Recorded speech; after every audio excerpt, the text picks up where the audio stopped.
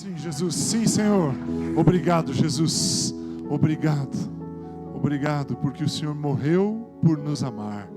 Mas o Senhor não permaneceu morto. O Senhor ressuscitou. O Senhor venceu a morte. Ó morte, onde está o seu aguilhão? Onde está a sua força?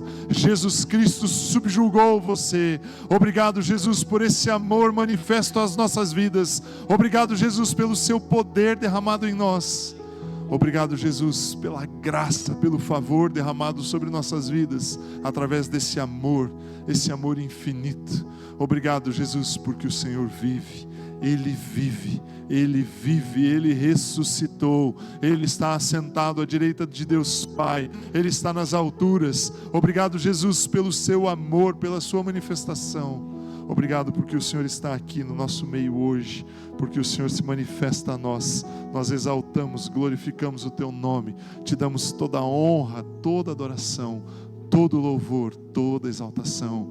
Obrigado, Jesus, que o Teu Santo Espírito possa nos guiar, nos conduzir, que este tempo seja um tempo de edificação, de fortalecimento, que toda barreira, tudo aquilo que tem impedido as nossas vidas de crescer, caia por terra agora diante da sua palavra, que o Senhor possa manifestar o seu cuidado sobre nós, em nome do Senhor Jesus, amém, aleluia. Antes de você se assentar, antes de você tomar aí o seu assento, estenda a sua mão, cumprimente alguém que está do seu lado, e ao olhar para essa pessoa, eu sei que está um pouco escuro aí, mas ao olhar para essa pessoa, diga para ela assim: eu estou vendo Jesus em você.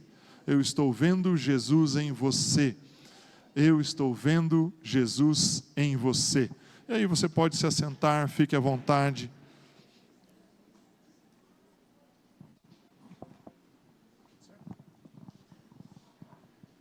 Aleluia. Eu não sei exatamente, mas nós temos aproximadamente umas 35, 40 pessoas que estão do lado de lá, entre professores, os adolescentes todos estão lá ajudando, dando uma força ali. Nós fizemos um culto infantil especial para as crianças, ou a maioria dos adolescentes está lá dando um apoio. Então a ideia é que a gente consiga ensinar, transmitir, orientar, né, instruir, colocar no coração, no espírito das crianças, o real motivo da Páscoa. Eles são tão bombardeados, né, na escola, sei lá, num monte de lugar, vai no shopping, tudo é coelho, né? Tudo é coelho. Eu não sei quem que foi que inventou esse negócio de coelho, mas uma coisa eu sei: Deus criou o coelho, mas a Páscoa não é o coelho, não, né? Não tem nada a ver com isso. Então, muito importante que nós ensinemos, trazer uma instrução às crianças do que é o sentido, o significado, o real sentido da Páscoa.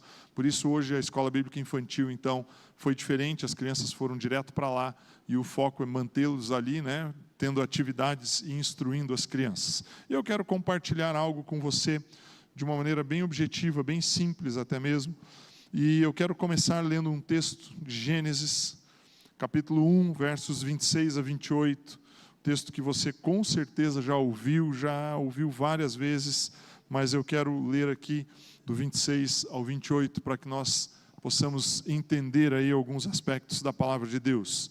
O texto diz assim: e disse Deus, façamos o homem à nossa imagem, conforme a nossa semelhança, e domine sobre os peixes do mar, e sobre as aves dos céus, e sobre o gado, e sobre toda a terra, e sobre todo réptil que se move sobre a terra. E criou Deus o homem à sua imagem, a imagem de Deus o criou, macho e fêmea os criou. E os abençoou, e Deus lhes disse: frutificai, multiplicai-vos, enchei a terra, sujeitai-a e dominai sobre os peixes do mar, sobre as aves dos céus e sobre todo animal que se move sobre a terra. Até aqui apenas. Esse texto, como eu falei, é conhecido, você sabe, você já aprendeu, ou num culto, não importa, ou em algum outro lugar, que Deus ele nos fez a sua imagem e semelhança. O texto é interessante, o texto usa palavras no plural, né? O texto diz: façamos o homem. Então existia mais alguém ali, além de Jesus, para produzir o homem. E o texto, no capítulo 2, quando termina aqui o capítulo 1, começa o capítulo 2, o texto fala que Deus juntou do pó da terra, construiu um boneco, mas nós não somos feitos do pó. Nosso corpo é feito do pó, mas Deus soprou sobre nós um espírito de vida. Então existe em você algo extraordinário, soprado por Deus, algo em você. E Deus, ele tinha um interesse, uma intenção em construir o homem e se relacionar com o homem. O propósito de Deus era criar um relacionamento. E é interessante nesse aspecto, nós nos relacionamos com aqueles que são semelhantes a nós. Nós construímos uma estrutura de convívio com pessoas que são semelhantes a nós, ou, estou usando uma expressão errada, com pessoas, porque as pessoas são semelhantes a nós. Você não tem um convívio natural com animais. Hoje nós temos, hoje não, há muitos anos, o ser humano convive com animais. A maioria de nós aqui, eu conheço uma boa parte de vocês, e muitos de nós em suas casas têm lá um animalzinho de estimação. Um cachorro, um gato, às vezes um pássaro, um ave, às vezes até um peixe, alguma coisa assim, um aquário. Mas nós não temos uma relação com esses seres que Deus criou. Até porque o texto que eu acabei de ler diz que Deus orientou, instruiu, que o homem dominasse os animais. Ele conquista, ele tem um perfil de domínio sobre a natureza. Mas quando nós olhamos uns para os outros, nós desenvolvemos relacionamentos com pessoas. Então, naturalmente, Deus, ele nos fez, olha só o que eu vou te dizer, Deus nos fez igual ou semelhante a Ele, porque Ele queria ter um relacionamento comigo e com você. Por que Deus fez vou usar uma expressão, tá? Não leve em consideração teologicamente, Por que Deus fez um bonequinho de barro e sopra do seu próprio espírito dentro desse boneco, dá vida a ele, cria a alma desse serzinho ali, e aí ele usa essa expressão, eu vou reler o texto aqui, ele diz assim: façamos o homem à nossa imagem, conforme a nossa semelhança. Meu irmão, se Deus te fez igual a Ele, é porque Ele tinha uma intenção clara de se relacionar com você. Não existia outro propósito. Deus, ele não te fez diferente, vamos fazer o homem diferente e vamos nos relacionar com o que é diferente. Não, Deus nos fez iguais a Ele. Quando Ele diz, façamos o homem, nós sabemos que Deus, ele é composto por uma trindade. Deus Pai, Deus Filho e Deus Espírito Santo. E o homem é feito de uma maneira tríade também, de uma forma em 3 partes. E não são aquelas 3 partes que você aprendeu na escola, lá na aula de ciências, cabeça, tronco e membros. Não, essa também existe, também foi feita. Mas é o seu espírito, a sua alma e o seu corpo. É curioso porque Deus, ele nos faz parecidos com Ele, tanto no ponto de vista físico ou estrutural, quanto da mesma forma como do aspecto espiritual, porque Ele quer se relacionar conosco. Mas você conhece a história, eu vou seguir aqui com a minha ideia. O homem vira as costas, se afasta de Deus. Ao desobedecer a Deus, a palavra de Deus diz que o homem iria morrer. Na verdade, ele não morre fisicamente, mas ele se separa e ele perde a capacidade de deixar o seu próprio espírito ter uma relação com Deus. E aí o homem, enquanto espírito, ele morre, ele apaga, ele extingue aquele relacionamento. E aí eu quero convidar você, nós estamos rodando ainda o vídeo da FATEM nos nossos avisos. Venha fazer a FATEM. Ivo, mas vocês já começaram no dia 19, o aviso rodou ali. Venha fazer a FATEM. Os 2 primeiros módulos são gratuitos, você pode fazer a sua inscrição. Nós estamos já indo para finalizar o primeiro módulo, vai começar o segundo. Venha fazer a FATEM. Você pode entrar no segundo, não tem problema. É modular, então são 16 módulos ao todo, então a cada módulo é possível fazer a entrada de um novo aluno, não tem problema. Venha fazer, você vai estudar o que eu estou te falando aqui muito mais detalhadamente, muito mais aprofundadamente, com muito mais propriedade.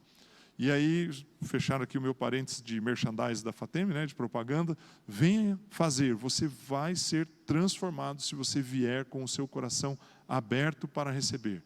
Mas, voltando aqui então, o homem é composto de espírito, alma e corpo. O espírito, ele tem dentro da sua característica a comunhão com Deus, a intuição e esse relacionamento aprofundado com Deus. A alma, por sua vez, é composta da razão, a nossa lógica está na alma, as nossas emoções, os nossos sentimentos compõem a nossa alma. E o nosso corpo, que se conecta com a nossa alma através dos nossos sentidos. Visão, fato, tato, né, paladar, e esqueci alguma, audição. E aí, essa é a nossa estrutura. Deus nos fez assim. E aí, a partir do momento em que o homem vira as costas para Deus, desobedece a Deus, e ele tenta buscar o conhecimento do bem e do mal por si próprio, e aí, como ele desobedece, Deus fala, olha, se você comer do fruto da árvore do bem e do mal, do conhecimento do bem e do mal, você vai morrer, e o espírito do homem deixa de governar a sua vida, o homem já não é mais semelhante a Deus. Já não existe mais a semelhança e imagem de Deus. Como o homem deixa de ser semelhança, imagem e semelhança de Deus, Deus não se relaciona com aquilo que não é semelhante a Ele. Nós não nos relacionamos com aquilo que não é semelhante a nós. Se você vê uma pessoa conversando, aqui não tem nenhuma planta aqui na frente, tem aqui, ó. Não é artificial, né? Mas se você vê uma pessoa conversando com uma planta, se relacionando com uma planta, tem alguma coisa errada com ela. Precisa de alguma ajuda aí. Precisa fazer alguma coisa para poder organizar os pensamentos dessa pessoa. E olha, vou te dizer que tem muita gente que faz isso, hein? Infelizmente. Tem muita gente que faz. Existem pessoas que distorcem a sua forma de se relacionar com o próprio animal de estimação, tornando o animal quase que como se fosse um filho, ou dando mais valor ao animal. Eu fiquei assustado, né, outro dia, não sei se eu compartilhei com alguns irmãos, mas eu não sei se eu falei aqui, acho que eu falei no púlpito. Meu pai tem 81 anos, e eu fui no banco para ver essa possibilidade de fazer um seguro, para dar alguma segurança ali nessa fase da vida dele e tal. E eu estava dentro da agência, onde eu sou cliente lá, e eu vi no balcão assim um encarte de seguro. E um seguro relativamente barato, um prêmio não muito alto, mas um seguro barato. E eu perguntei se poderia fazer. Daí eles perguntaram, qual a idade do seu pai? É tanto, meu pai nasceu tanto. Infelizmente nós não fazemos. Eu falei, mas qual que é esse seguro aqui? Esse seguro aqui é para cachorro. Seguro para cachorro? Que interessante. O que cobre? Não, cobre tudo. Cobre atendimento veterinário, cobre morte. Cobre morte? Cobre. Tem limite de idade do cachorro? Não, pode fazer a qualquer momento. Eu falei, Jesus, como o ser humano distorce os valores. Uma pessoa tem restrição de idade para fazer um seguro, mas o animal não. Eu posso levar o meu animal lá com 14, 15 anos de vida, que a gente sabe que um cachorro com essa idade já está no fim da sua vida, e fazer o seguro. Mas o meu pai não pode fazer um seguro. As pessoas distorceram demais essas coisas. Mas, voltando aqui ao meu ponto, Deus nos fez para nos relacionarmos com aqueles que são semelhantes a nós. Você não vai casar com um animal, você vai casar com uma esposa, com um esposo que é seu semelhante. Vai ter ali os seus filhos, vai ampliar, vai crescer a sua família de forma semelhante. E aí, quando o homem então cai e ele morre do ponto de vista espiritual, ele deixa de ser semelhante a Deus. Por isso, o relacionamento com Deus é cortado. E aí, então, o homem começa, de uma certa maneira, buscar alternativas para se relacionar com Deus. Nós vemos Caim e Abel sacrificando e trazendo ofertas para tentar encontrar uma forma de se relacionar com Deus. Um pouco mais adiante, eu não vou ficar lendo todos os textos aqui, um pouco mais adiante nós vemos que o homem constrói a Torre de Babel com uma intenção de se tornar importante e grande como Deus. Ele fala, nós seremos semelhantes a Deus. E ele constrói isso. A intenção do homem era, de alguma maneira, com as suas obras, relacionar-se com Deus, encontrar-se com Deus. Na verdade, existe um grande vazio dentro do ser humano e ele precisa suprir isso, porque ele morreu do ponto de vista espiritual. E aí, então, Deus vem e ele faz uma aliança conosco. Em Gênesis capítulo 12, os versos de 1 a 3, eu prometo para você, eu não vou ficar lendo a história toda da Bíblia, tá? Comecei em Gênesis ali, estou indo de pouquinho aqui, né? Gênesis 12, de 1 a 3, diz assim, ora, o Senhor disse a Abrão, sai-te da tua terra, da tua parentela e da casa de teu pai, para a terra que eu te mostrarei, e far-te-ei uma grande nação, e abençoar-te-ei, e engrandecerei o teu nome, e tu serás uma bênção, e abençoarei os que te abençoarem, e amaldiçoarei os que te amaldiçoarem. E em ti serão benditas todas as famílias da terra. Deus, ele olha para o ser humano, carente de um relacionamento com o próprio Deus, e Deus, querendo se relacionar com a sua própria criação, ele escolhe uma nação, ele cria uma nação, né? Constrói um relacionamento com uma nação, que ali estava nascendo, né? Começando uma nação a partir de Abraão. Deus é especialista em começar do nada, ou do quase nada, do bem pouco. Às vezes a gente olha e fala, olha, tem tanta gente no culto. Não se preocupe, meu irmão, Deus é especialista em começar onde tem 2 ou 3 reunidos, ele está no meio, e onde ele está as coisas se movimentam. Pode ficar certo disso, tenha convicção disso. E aí Deus chama Abraão e fala, Abraão, de você vai ter uma grande nação, eu vou te abençoar grandemente. Então Deus, ele busca esse relacionamento mais uma vez. Mas nós sabemos que Abraão constrói ali a sua vida, tem Isaac, também dá os seus tropeços ali com Ismael, e vai construindo, vem Jacó, e as coisas vão avançando. E Deus, ele vai construindo, consolidando esse relacionamento, mas o homem continua tentando se relacionar com Deus, mas ele está distante de Deus. E aí então Deus traz uma outra alternativa. Gálatas capítulo 3 vai nos mostrar aqui, eu sei que é o Novo Testamento, mas eu vou falar de algo a respeito do Velho Testamento. Gálatas 3, verso 23. Paulo escrevendo aqui, ele diz assim, mas antes que a fé viesse, estávamos guardados debaixo da lei e encerrados para aquela fé que se havia de manifestar. De maneira que a lei nos serviu de aio. E a palavra aio aqui não é que o escritor escreveu errado a palavra alho, né? Ele queria escrever alho e escreveu aio. Está escrito lá? Volta um pouquinho, Neto, por gentileza. Isso. Fé, não, vai para frente, perdão. Encerrados, a lei nos serviu de tutor, diz na versão que está ali para vocês. Na minha Bíblia diz aio, né? O que é um aio? O aio é quem conduz, é o tutor. A lei, ela serviu ao povo hebreu como sendo aquilo que ia guiar. Falou, olha, qual é a guia, qual é o caminho? Um exemplo muito simples aqui, quando você entra aqui no templo, você sabe que existem 4 corredores aqui. Para você vir aqui para frente, você não vai vir pulando as cadeiras.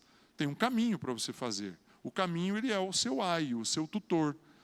Não precisa ninguém te dizer, você naturalmente, se alguém falar, olha, precisa ir lá no palco, pegar alguma coisa lá, você não vai vir afastando cadeira e passando no meio delas. Quando eu estou avançando aqui no meu raciocínio, da seguinte maneira, Deus criou o homem, sua imagem e semelhança, para se relacionar com ele, o homem vira as costas para Deus, se afasta de Deus, morre espiritualmente e não tem acesso a Deus, ele começa a construir maneiras de se relacionar com Deus, e Deus percebe isso, Deus separa uma nação, através de Abraão, e aí depois Deus dá a lei, e a lei serve como balizador, como guia, como maneira de dizer, olha, qual é a forma que você vai se relacionar comigo? É através desses princípios. De cabeça agora não me lembro exatamente se são 613 ou 627 mandamentos que tem na lei judaica, que se seguidos na íntegra, completamente, nos tornam justos e nos permitem acessar a presença de Deus. São todos eles. Agora, se você errar um só, não valeu nada ter acertado os outros 600 e tantos. Você perdeu totalmente o seu direito de se relacionar com Deus. Então Paulo, ele está escrevendo aqui, vou continuar lendo o texto, e ele fala o verso 24, de maneira que a lei nos serviu de aio ou de tutor, para nos conduzir a Cristo. Para nos conduzir a Cristo. Meu irmão, a lei, ela tinha um propósito, conduzir as pessoas a Jesus. Conduzir as pessoas a Jesus. Parece estranho, parece que Deus é meio maluco aqui, porque ele manda a lei antes de Jesus nascer.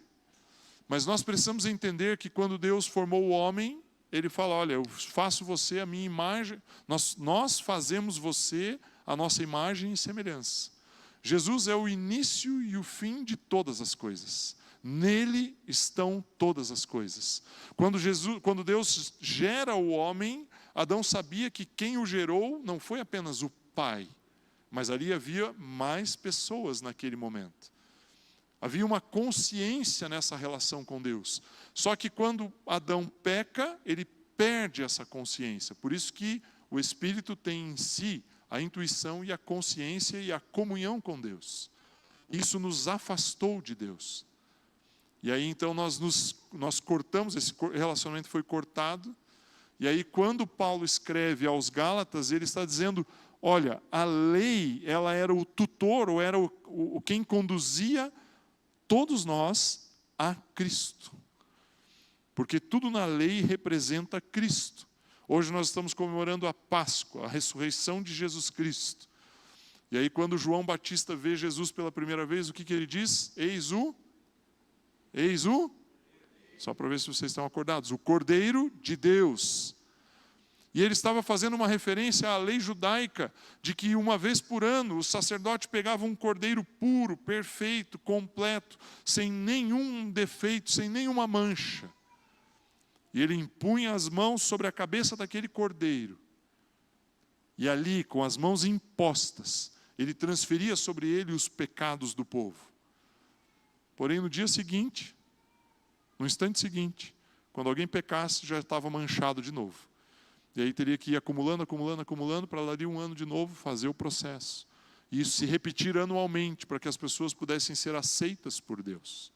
Então, o que João ele fala, eis o Cordeiro, ele estava se referindo à lei. O que eu quero te instruir aqui nesse sentido é, quando Paulo fala, olha, a lei é um tutor que nos leva a Cristo.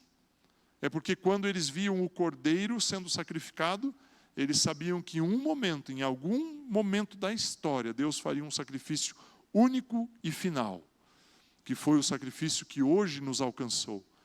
Jesus Cristo consumou uma obra. E aí então, a partir daqui, nós sabemos que Deus auxilia o homem através da lei.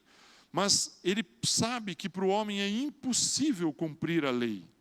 E é impossível alcançar a Deus através da lei. E aí então, Hebreus capítulo 1, vou ler aqui do verso 1 até o 3, diz assim, havendo Deus antigamente falado muitas vezes e de muitas maneiras aos pais pelos profetas, a nós falou-nos nestes últimos dias pelo Filho, a quem constituiu o herdeiro de tudo, por quem fez também o mundo, o qual sendo o resplendor da sua glória e a expressa imagem da sua pessoa. Vou ler de novo essa frase do verso 3. O qual sendo o resplendor da sua glória e a expressa imagem da sua pessoa. Não é curioso isso? Deus não fez Adão e Eva, ou fez Adão lá, o primeiro homem, a sua imagem e semelhança? E aí o homem vira as costas para Deus, se afasta de Deus.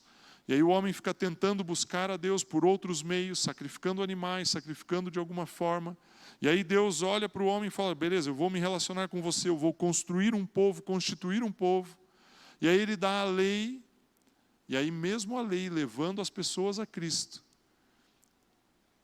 Deus ainda fala, olha, falta alguma coisa. Tem alguma coisa aqui que não está fechando. Essa cadeira está só com 3 pernas, está faltando alguma coisa aqui para poder usar essa cadeira. Estou olhando as cadeiras aqui e me vem a memória, vem à mente o pensamento. E aí então Deus fala, espera um pouquinho, eu já falei com eles, quando estavam no jardim, eles já sacrificaram a mim, tentaram de todas as maneiras, fizeram tudo o que era possível do ponto de vista do homem para alcançar a Deus. Eu já dei a lei, mas eles não conseguem cumprir, então agora eu vou tomar uma decisão, eu vou fazer algo definitivo. E aí então entra aqui o texto do autor aos Hebreus, que ele diz que Deus falou de muitas maneiras no passado, aos antepassados, aos pais, ele usa essa expressão, pelos profetas, mas nos últimos dias nos falou pelo Filho. E aí ele usa essa expressão, o verso 3, o qual sendo o resplendor da sua glória e a expressa imagem da sua pessoa, e sustentando todas as coisas pela palavra do seu poder, ou pelo poder da sua palavra, de uma tradução que seria um pouco mais adequada, havendo feito por si mesmo a purificação dos pecados, assentou-se à destra da majestade de Deus nas alturas, feito tanto mais excelente do que os anjos, quanto herdou mais excelente nome do que eles. Acabamos de cantar aqui o nome de Jesus, né? O seu nome é Jesus. O que esse texto está nos dizendo é: Deus nos trouxe o seu Filho, que é a sua imagem verdadeira. Você consegue entender isso? Eu estou aqui, a minha cabeça está tentando achar maneiras de te fazer entender o seguinte: Deus te fez a sua imagem e semelhança. Mas como você e eu somos herdeiros, né, nascemos da natureza de Adão, e Adão se virou contra Deus, então nós perdemos a nossa relação com Deus. Ao longo da história, eu estou falando aqui 6.000 anos de história, ao longo da história, o homem tentou buscar a Deus. E até hoje, meu irmão, eu vou te falar isso com muito, até com um certo pesar no meu coração.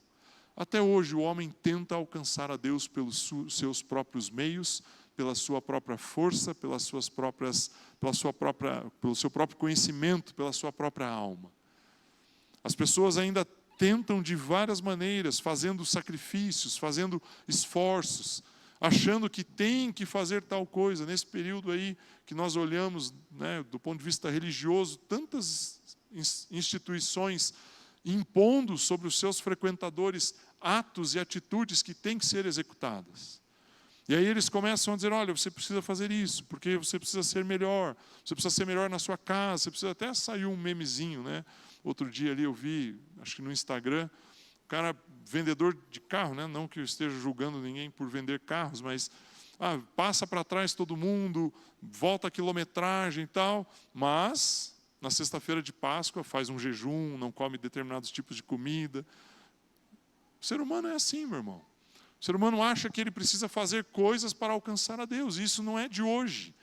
Não é agora, não é uma igreja ou uma religião recente que formou, criou isso. E quando eu digo recente, eu estou falando dos últimos 2.000 anos para cá. Meu irmão, isso está na mente do ser humano há muito tempo. O homem caminha dessa maneira há muito tempo.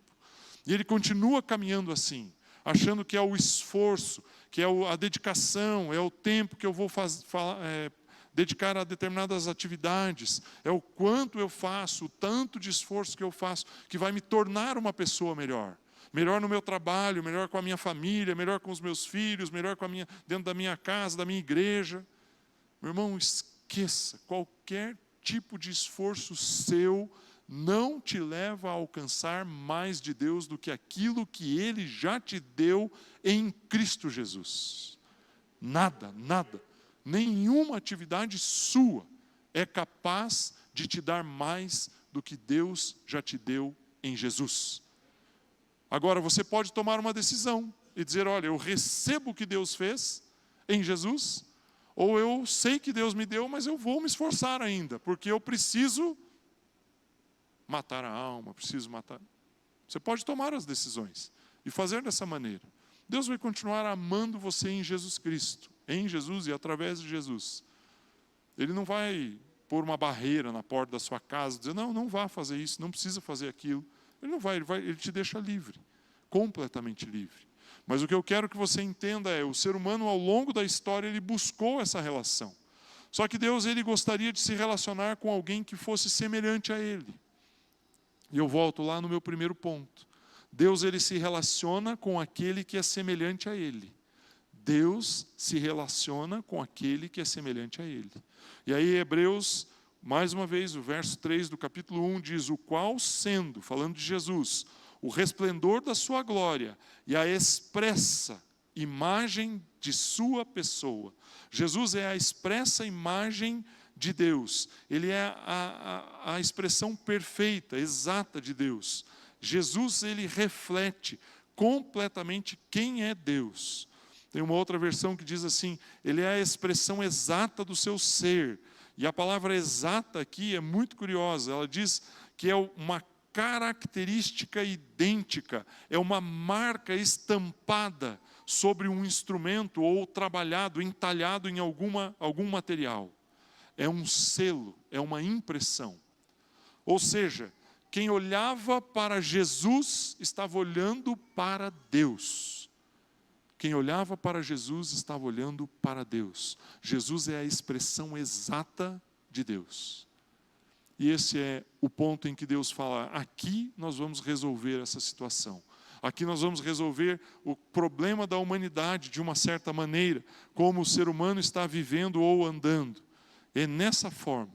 E aí então, vem um aspecto aqui sobre relacionar isso com a Páscoa.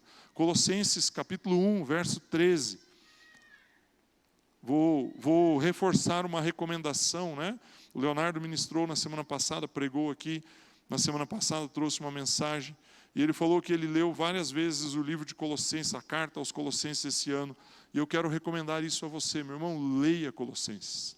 Leia 2, 3 vezes, são poucos capítulos, você consegue ler, deixa eu até ver aqui, quantos capítulos são Colossenses, são 4 capítulos, não deve ter mais aí, você não deve levar mais do que 20 minutos para ler essa carta, não leva. Leia uma vez, leia 2, leia de manhã, leia na hora do almoço, leia de noite. Isso não é uma simpatia gospel, não, né? Leia, porque isso vai edificar a sua vida, isso vai transformar a sua maneira de pensar. Colossenses, capítulo 1, verso 13, diz assim, ele aqui está se referindo a Jesus, nos tirou da potestade das trevas e nos transportou para o reino do Filho do seu amor, em quem temos a redenção pelo seu sangue, a saber, a remissão dos pecados. Meu irmão, Páscoa é um momento judeu, é um momento do povo hebreu. E Páscoa nada mais é do que a palavra passagem. É quando os judeus passam, né, pintam com o sangue do cordeiro o umbral das suas portas no Egito. O anjo da morte passa, identifica que o sangue está colocado na porta, não atua naquele lugar. E então, diante daquele fato, o faraó libera o povo e eles saem da escravidão para a liberdade. Páscoa é a mudança do estado de estar preso, escravo, ser opresso, estar sendo oprimido pelas trevas, para ser liberto. Isso é Páscoa. Mais nada, qualquer outra coisa que te expliquem, não vale de nada. Não é chocolate, apesar de que eu comi chocolate hoje, estava muito bom por sinal, mas não é chocolate, não é coelho, não tem nada disso. Meu irmão, Páscoa é você sair de um estado de escravidão e passar para um estado de liberdade.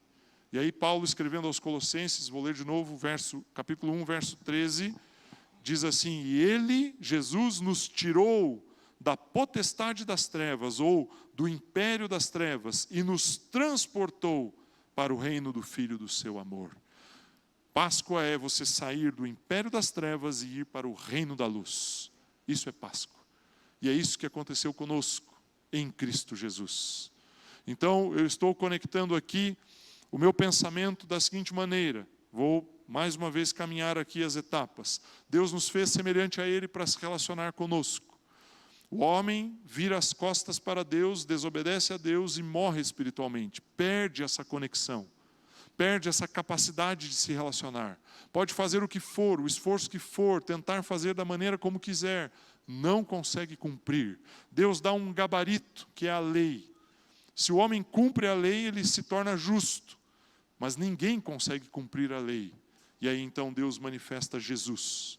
Jesus cumpre a lei. Morre injustamente, ressuscita, e ao ressuscitar, ele vence a morte, e ao vencer a morte, ele nos transporta do império das trevas para o reino da luz. Ele nos dá essa oportunidade, essa possibilidade. E aí então entra no meu último ponto aqui, que eu quero que você grave grandemente, que é o ponto principal desse compartilhar. Romanos capítulo 8, os versos 29.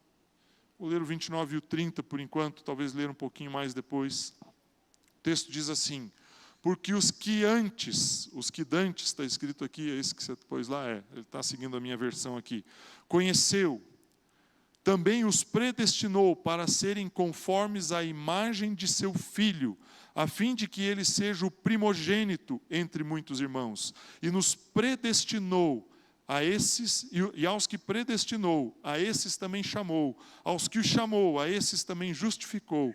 E aos que justificou, a estes também glorificou. Eu quero me concentrar aqui no verso de número 29.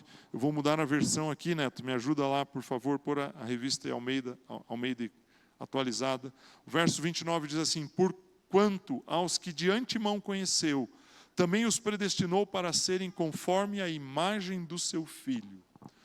Meu irmão, eu vou tentar conectar aqui. Eu sei que hoje essa mensagem ela talvez esteja um pouco mais complexa assim no ponto de vista do entendimento. Deus nos fez a sua imagem e semelhança. Nos rebelamos contra Ele. Deus nos deu um gabarito. Nós não conseguimos seguir o gabarito. Deus enviou o seu Filho. O seu Filho cumpriu o papel que Ele tinha que cumprir. E Ele ressuscitou e venceu a morte.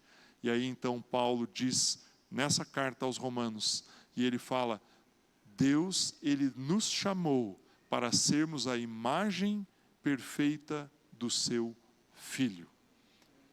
E aí, quando você se torna a imagem de Jesus, você pode voltar a se relacionar com Deus. Você entende o impacto que isso tem? Meu irmão, eu vou repetir aqui, eu sei que pode ser que seja até chato ficar repetindo. Não importa o que você faz, importa onde você está. E é isso que te dá acesso a se relacionar com o Pai. O que você faz é de menor importância. O que importa é a sua posição. A sua posição precisa ser Cristo Jesus. O texto, mais uma vez aqui, naquela mesma versão ali, Neto, por gentileza, Romanos 8, 29. Porquanto aos que de antemão conheceu, também os predestinou, para serem conforme. A palavra conforme aqui, meu irmão, é ser completamente igual, ter a mesma forma, ser idêntico. Nós fomos chamados para sermos conforme a imagem de seu Filho, a fim de que Ele, Jesus, seja o primeiro entre muitos irmãos. E aos que predestinou, a esses também chamou. Aos que chamou, a esses também justificou.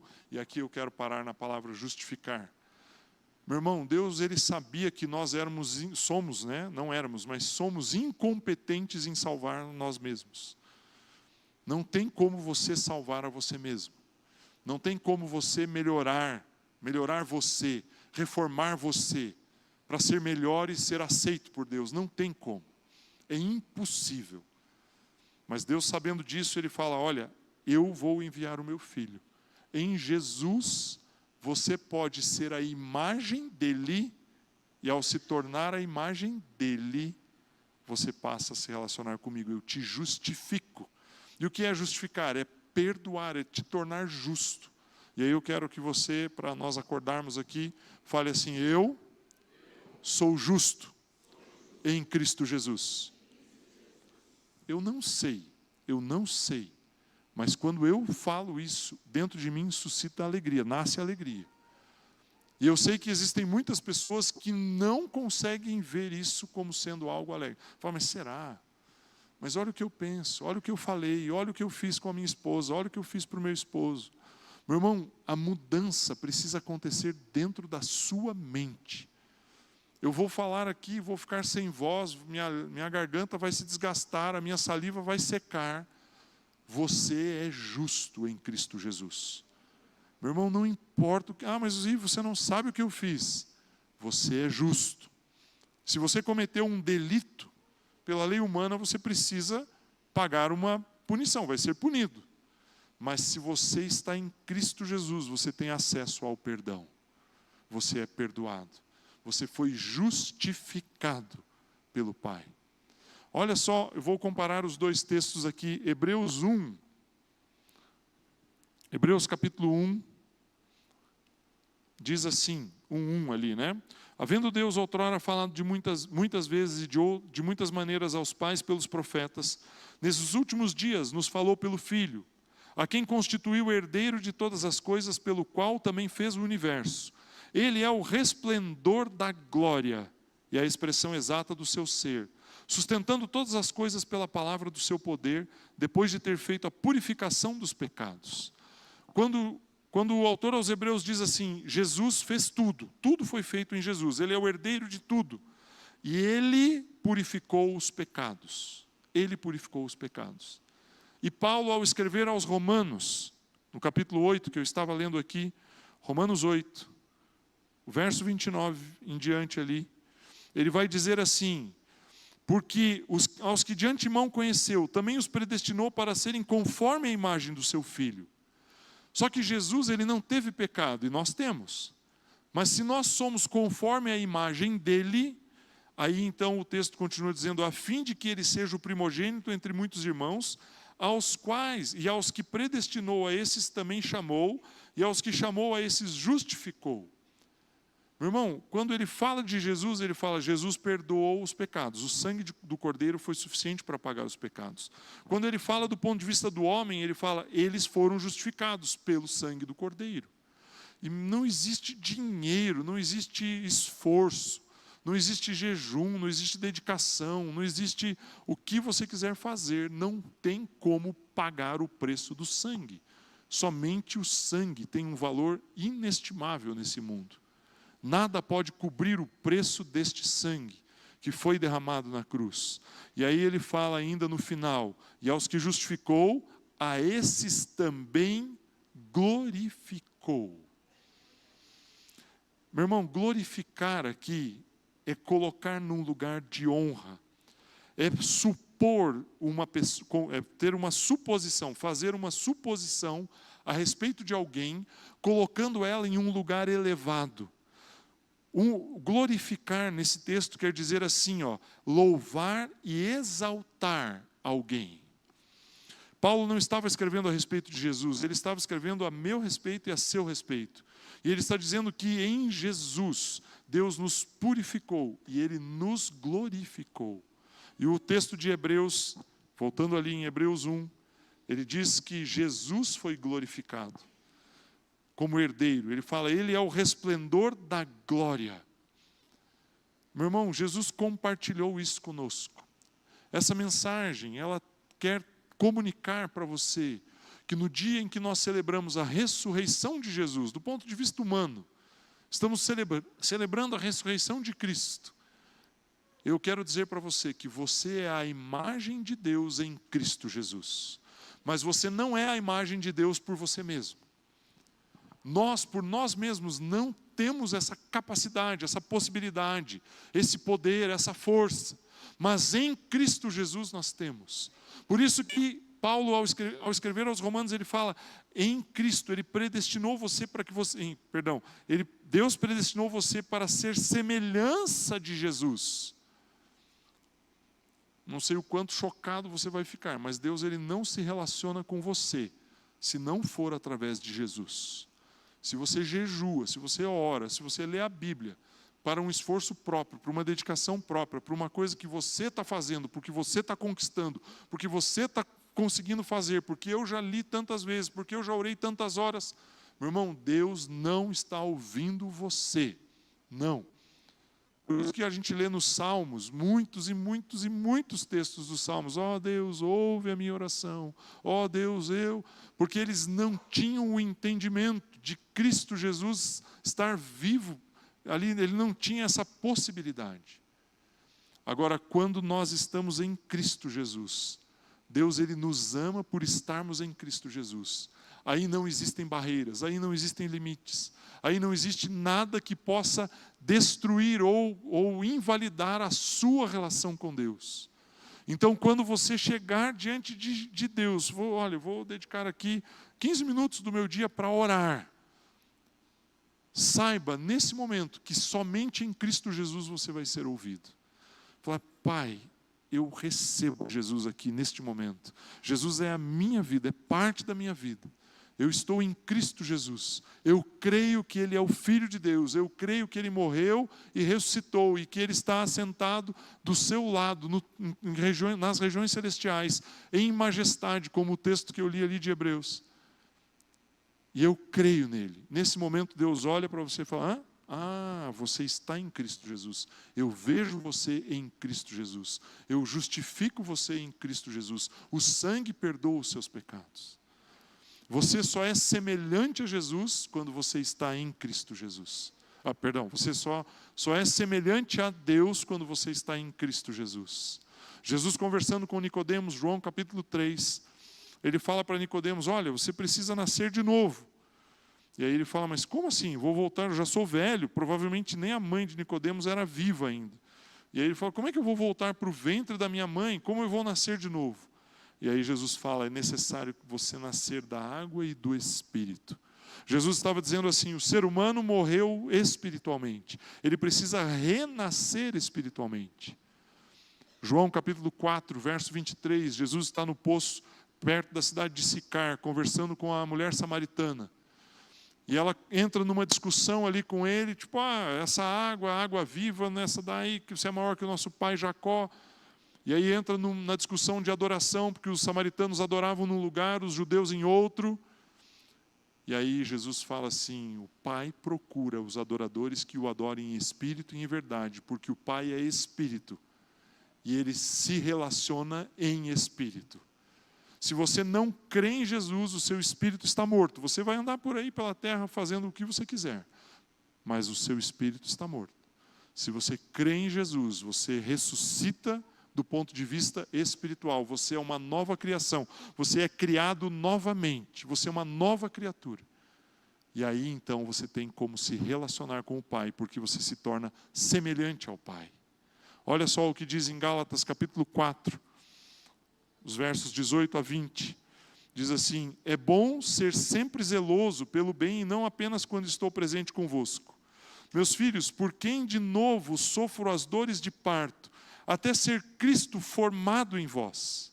Pudera eu estar presente agora convosco e falar-vos em outro tom de voz, porque me vejo perplexo a vosso respeito. Meus irmãos, os Gálatas tinham se distanciado da doutrina da graça, essencialmente é isso. Eles estavam circuncidando as pessoas, eles estavam fazendo esforços para alcançar a Deus. E aí Paulo escreve uma carta, puxa a orelha deles, puxa o cabelo, puxa tudo que pode puxar, e fala para eles assim, olha, eu vou ter que sentir dores de parto de novo, até que Cristo seja formado em vós. E aí o que nós precisamos entender, eu estou indo aqui para o final, você foi feito imagem e semelhança de Deus, nós nos afastamos de Deus, ao nos afastarmos de Deus, Ele quer se relacionar conosco, Ele cria uma nação de sua propriedade, dá a lei para que nós possamos entender o gabarito, olha, não dá para seguir a lei, mas Ele envia Jesus, e aí Jesus cumpre a lei, vence a morte, e aí nós podemos entrar em Cristo Jesus, através de Cristo nos tornamos semelhantes a Jesus, através da obra de Jesus nos tornamos semelhantes a Ele e somos aceitos pelo Pai. E aí então nos tornamos novamente filhos e nos relacionamos com Ele. Mas para que isso aconteça e mude as nossas vidas, senão fica uma mensagem simples e acha, então eu vivo a vida do jeito que eu quiser, está tudo certo, não preciso me esforçar. Não é um esforço que vai te salvar, mas nós precisamos formar dentro de nós Cristo Jesus. E aqui que entra o ponto final. Para formar Jesus Cristo em nós, nós precisamos mudar o nosso jeito de pensar. Romanos capítulo 12, verso 2, Paulo fala, transformai-vos. Ele fala, não vos conformeis, não tome a forma do mundo, mas transforme a sua mente, transforme o seu jeito de pensar, para que você possa experimentar a boa, agradável e perfeita vontade de Deus. Meu irmão, Paulo fala aos Gálatas, eu preciso ver Cristo formado em você. Eu brinquei aqui, falei, vou fazer um merchandise da Fateme. Quando você se expõe à palavra, você deixa que Cristo mude e seja formado em você. Ele muda a sua vida. Olha, eu tenho 30 anos de conversão, 31 anos. Já vi muita coisa dentro da igreja. E eu vou te dizer assim com absoluta certeza, somente uma coisa transforma o ser humano, a palavra de Deus, mais nada. Porque a palavra de Deus, Hebreus capítulo 4, verso 12, é viva e eficaz. Ela é poderosa para discernir a alma e o espírito. Ela é poderosa para separar as juntas e a medula. Isso é o que está no texto de Hebreus capítulo 4, verso 12. Meu irmão, nada pode transformar a sua vida. Toda transformação que não vier a partir da palavra de Deus é temporária, é momentânea. É um ato da sua alma e da minha alma. E nós vamos voltar para a nossa zona de conforto. Eu vou fazer, eu vou acordar cedo, eu vou ler a Bíblia. Eu fiz isso centenas de vezes. Não, eu vou acordar às 5 horas da manhã e vou ler a Bíblia 1 hora todo dia. Não durava 2 meses. Puxa, hoje não deu. Amanhã não sei o quê, amanhã eu tenho que fazer tal coisa. Alma. A sua alma governa o seu corpo, a minha alma governa o meu corpo se eu não der espaço para a palavra de Deus me transformar. Eu vou fazer um curso, vou fazer um treinamento, vou fazer uma capacitação. Enquanto isso estiver no nível da sua alma, não há transformação. O meu filho está envolvido em drogas, está com problemas, está com dificuldades. Enquanto o Espírito de Deus não entrar na vida dele, a palavra de Deus não transformar a vida dele, não há mudança. Pode medicar, pode controlar, pode internar, pode fazer o que for. Só há mudança com a palavra de Deus. E os irmãos do louvor, se eles quiserem subir, por gentileza, meu último texto, João capítulo 15, os versos de número 3 a 7. João 15, 3. Jesus está falando com os seus discípulos. E aí ele diz assim: vós já estáis limpos pela... Vamos ler juntos ali? Vós já estáis limpos pela... Vós já estáis limpos pela... Acho que vocês precisam comer o cachorro quente ali, né? Que vos tenho falado. Meu irmão, a palavra aqui, a palavra é logos. É a mesma palavra que João escreve quando ele diz assim: o verbo se fez carne. E ele estava falando a respeito de quem quando ele falou o verbo se fez carne? Jesus. Jesus está dizendo, não é exatamente isso, tá? Mas é como se Jesus estivesse dizendo assim: vocês já estão limpos por mim, pela palavra, pelo logos de Deus, pelas palavras que tenho, ou pela palavra que vos tenho dito. Verso 4: permanecei em mim, e eu permanecerei em vós. Como não pode o ramo produzir fruto de si mesmo, se não permanecer na videira, assim nem vós o podeis dar, se não permanecerdes em mim. Eu sou a videira, vós os ramos. Quem permanece em mim e eu nele, esse dá muito fruto, porque sem mim nada podeis fazer. Se alguém não permanecer em mim, será lançado fora, à semelhança do ramo, e secará, e o apanham, lançam no fogo e o queimam. E o verso 7, se permanecerdes em mim, e as minhas palavras permanecerem em vós, pedireis o que quiserdes, e vos será feito. Eu vou repetir aqui, quando ele diz assim: eu sou a videira, e vós os ramos. Quem permanece em mim, e eu nele, esse dá muito fruto. Você quer dar fruto? Fruto de justiça, fruto de amor. Você quer ser frutífero na sua casa, com a sua esposa, com seus filhos, com seu marido, com seus pais. Permaneça na palavra.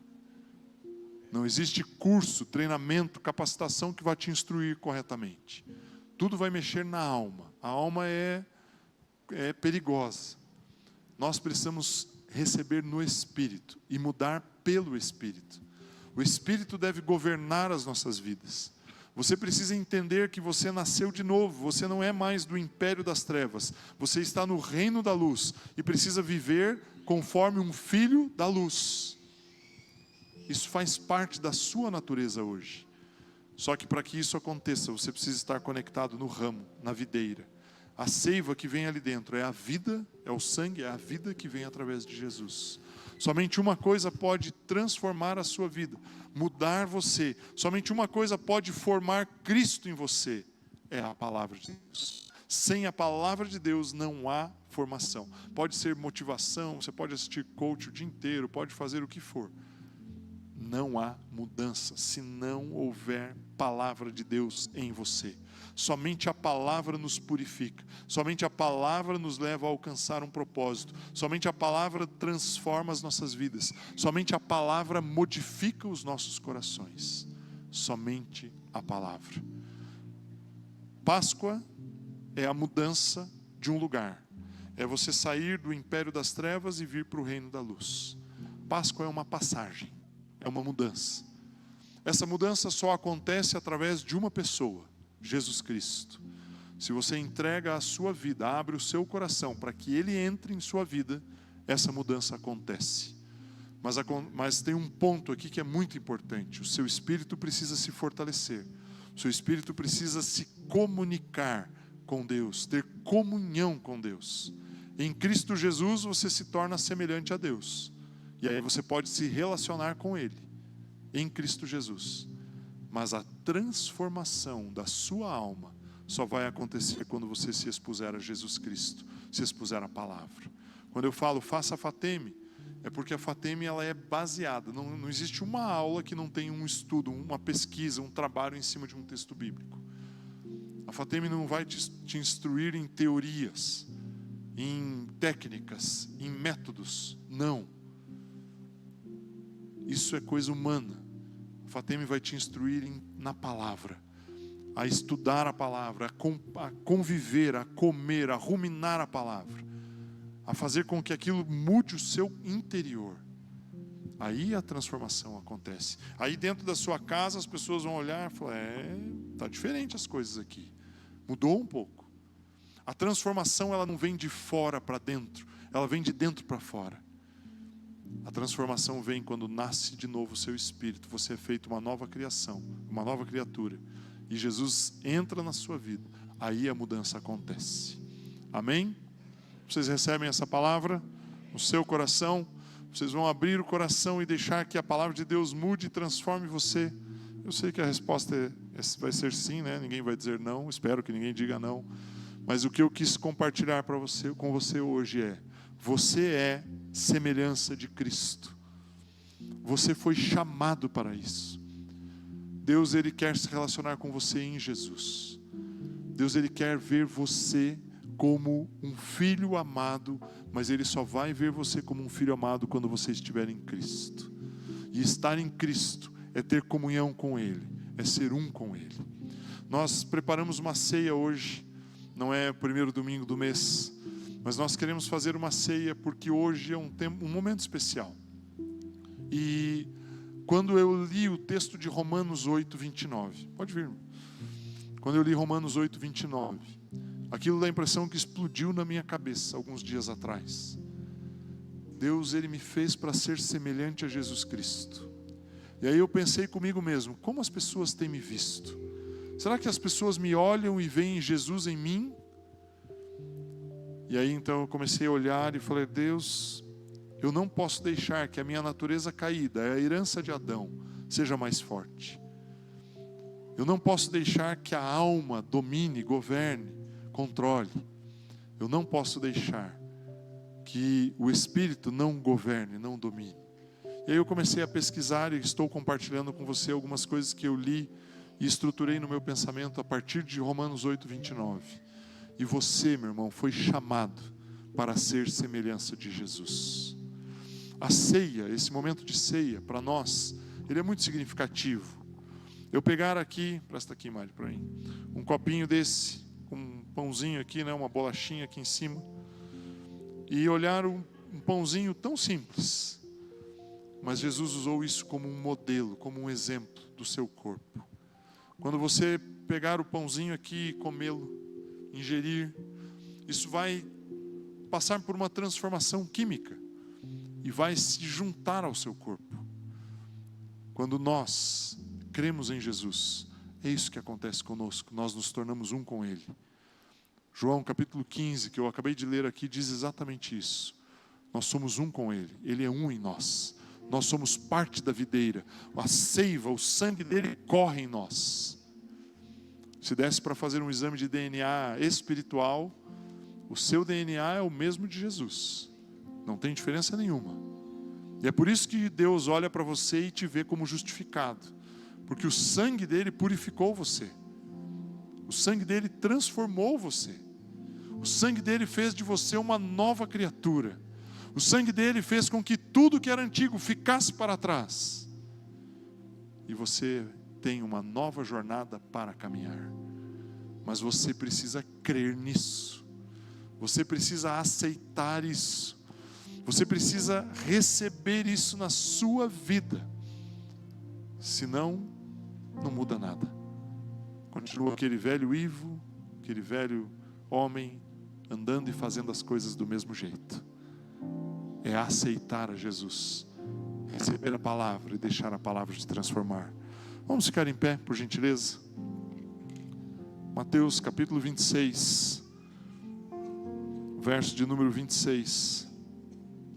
A palavra de Deus diz assim: enquanto comiam, tomou Jesus um pão e abençoando-o, o partiu e deu aos discípulos, dizendo: tomai, comei, isto é o meu corpo. A seguir tomou um cálice e, tendo dado graças, o deu aos discípulos, dizendo: bebei dele todos, porque isto é o meu sangue, o sangue da nova aliança, derramado em favor de muitos para a remissão dos pecados. Meu irmão, você tem os seus pecados perdoados em Cristo Jesus. Feche seus olhos, por gentileza. Se existe alguém no nosso meio que não acha que não tem direito, acha que não é justo para tomar a ceia, eu quero declarar algo sobre a sua vida. O sangue de Jesus, o sangue mais precioso que já pisou essa terra, ele foi derramado para perdoar os seus pecados. Não existe pecado, pequeno ou grande, do nosso ponto de vista, que ele não possa perdoar. Não existe erro que ele não possa corrigir. Não existe vida que ele não possa transformar. E se você acha, se sente indigno, injusto, se você se acha inadequado para receber a Jesus Cristo, saiba que Ele te ama de tal maneira que não existe erro em você que possa separar você dele, e Ele quer se relacionar com você. Ele te ama. Ele fez o que Ele fez, de entregar a vida dele na cruz por amor a você. Ele deu a vida dele para te salvar, para te resgatar. E eu não posso avançar aqui nesse momento de celebração sem perguntar a você ou a vocês se existe alguém que gostaria de fazer uma oração e entregar a sua vida a Jesus. Se você nunca fez uma oração entregando a sua vida a Jesus, erga uma das suas mãos. Eu quero orar com você para que você tenha acesso a esse sangue, a esse perdão, a essa justificação. Existe alguém que gostaria de orar entregando a sua vida a Jesus? Erga uma de suas mãos, por gentileza. Amém. Estou entendendo que todos já oraram. Amém. Viane, pode abaixar a sua mão. Estou entendendo que os demais todos já entregaram a sua vida a Jesus. Feche seus olhos. Obrigado, Pai. Obrigado pela vida. Obrigado pela graça. Obrigado pelo favor. Obrigado por este sangue. Obrigado porque hoje podemos dizer: Ele vive. Ele está vivo. Obrigado porque o Senhor derramou o seu sangue para nos perdoar, para nos fazer dignos, para nos fazer justos, para justificar as nossas vidas. Obrigado, Jesus. Eu te agradeço, Deus, porque não existe nada em nós que tenha valor suficiente para comprar, para adquirir a salvação. E dessa forma, sabendo que não existe nada em nós de valor, nós simplesmente entregamos ao Senhor as nossas vidas e dizemos: Pai, toma-nos, somos teus. Saímos do império das trevas, estamos no teu reino de amor. Queremos viver uma vida livre. Ajuda-nos a viver uma vida livre. Ajuda-nos, forma Cristo em nós, através do teu Santo Espírito e através da tua palavra. Que Cristo seja formado em nossas vidas, de maneira que nós possamos usufruir aquilo que Ele conquistou na cruz. Obrigado, Jesus. Obrigado por esses elementos, os abençoamos, declaramos eles benditos. Obrigado, Pai, por esse tempo, que nós possamos hoje celebrar a vida, celebrar a ressurreição de Cristo, celebrar a vitória sobre a morte. Obrigado, Jesus. Obrigado, Jesus. Obrigado, Jesus. Obrigado porque o Senhor nos aceita como somos. Obrigado, Jesus, porque temos uma identidade. Somos filhos do Deus vivo. Temos um irmão mais velho chamado Jesus Cristo, que tem o mesmo sangue, tem o sangue que foi derramado sobre nós e nos limpou, nos purificou, nos deu vida. Obrigado, Jesus, pelo seu amor, pela sua graça, pelo seu favor. Obrigado por este tempo especial, em nome de Jesus. Amém. Quero convidar você a vir aqui à frente. Hoje nós temos opções para todos os gostos, né? Se você quiser pegar um copinho, um kitzinho como esse, fica aqui do meu lado direito. Se você quiser pegar um pãozinho, o suco separado está aqui à minha esquerda. Pode vir, por gentileza. Não se sintam constrangidos, vocês estão na casa do Pai. Venha. E eu vou repetir aqui algo que eu sempre falo. Existe apenas uma regra para você tomar essa ceia. Não faça isso sozinho. Não tome a ceia sozinho. Você é corpo. Não existe célula ou parte do corpo que vive isolado, sozinho. Toda a parte do corpo, para ter vida, tem que estar conectado. Então, junte-se com um grupinho aí, 3, 4, 5 pessoas. Orem juntos. Se você quiser fazer isso em família, você, esposa, filhos, faça isso em família. Se você quiser fazer isso aí com o grupo familiar, com os amados que convivem com você, faça dessa maneira. Mas não deixe de fazer. Vamos louvar o Senhor.